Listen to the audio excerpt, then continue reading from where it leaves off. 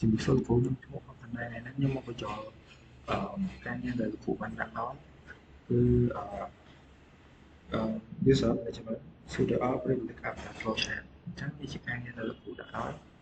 មានstudent teacher ហើយនិង senior admin ដែលការងារហ្នឹងខ្ញុំបានធ្វើរួចហើយតែខ្ញុំ demo ឲ្យលោកគ្រូមកយកហើយឥឡូវយើងធ្វើការ test command មួយដែល sudo cat etc.sudo.student អញ្ចឹងខ្ញុំ enter អញ្ចឹងកន្លែងហ្នឹងគឺ member ដែលនៅក្នុង student ទាំងអស់គឺមានសិទ្ធិ check status ទៅលើ SX MySQL និង Gin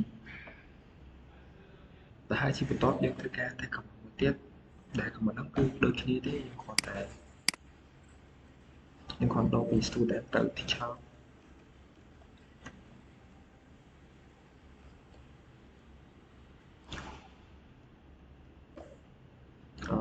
ត្រង់កន្លែងនេះគឺ member នៅក្នុង teacher យើងអាច check មើលទៅលើstatus ហើយនិង restart ដែលមាននៅ SX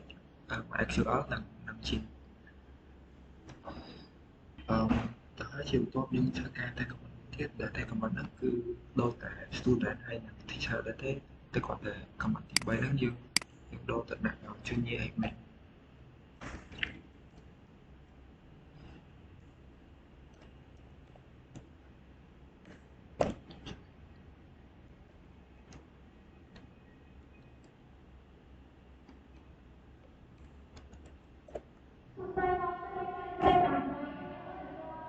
បាទកន្លែងនេះគឺជាកន្លែងដែល check file check ទៅលើ command ls SX command ហ្នឹងគឺអាច check ទៅលើ starter SX start SX និង restart SX ចំណែកឯ command ls MySQL command គឺ check ទៅលើ starter SQL start SQL និង restart SQL និង stop SQL ហើយ command ls និង chain command ហ្នឹងគឺអាច check ទៅលើ starter និង chain start និង chain restart និង chain និង stop និង chain ចំណែកកន្លែង junior admin ហ្នឹងគឺយើងអាច check ទៅមកលើ command ទាំងអស់បានដែលមាន SX SQL និង Gin ដែលវាមានសិទ្ធិពេញក្នុងការ check ទៅ SX command SQL command និង Gin command ដែលវាមានសិទ្ធិខ្លាំងជាង student teacher និង Gin ផងដែរ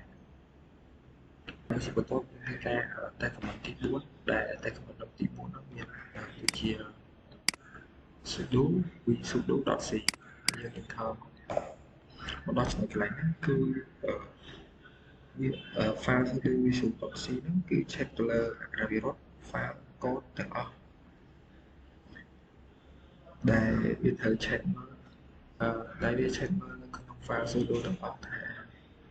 មានបញ្ហាអីអត់បើសិនបើ file sudo ទាំងអស់នឹងវា long pass OK ទាំងអស់អញ្ចឹងមានន័យថា file អក្ខរាវិរុទ្ធ code ទាំងអស់ហ្នឹងគឺវាត្រូវទាំងអស់គ្រប់អញ្ចឹងការងារនេះឡើង user management មានតែប៉ុណ្ណឹងគ្រប់អរគុណច្រើន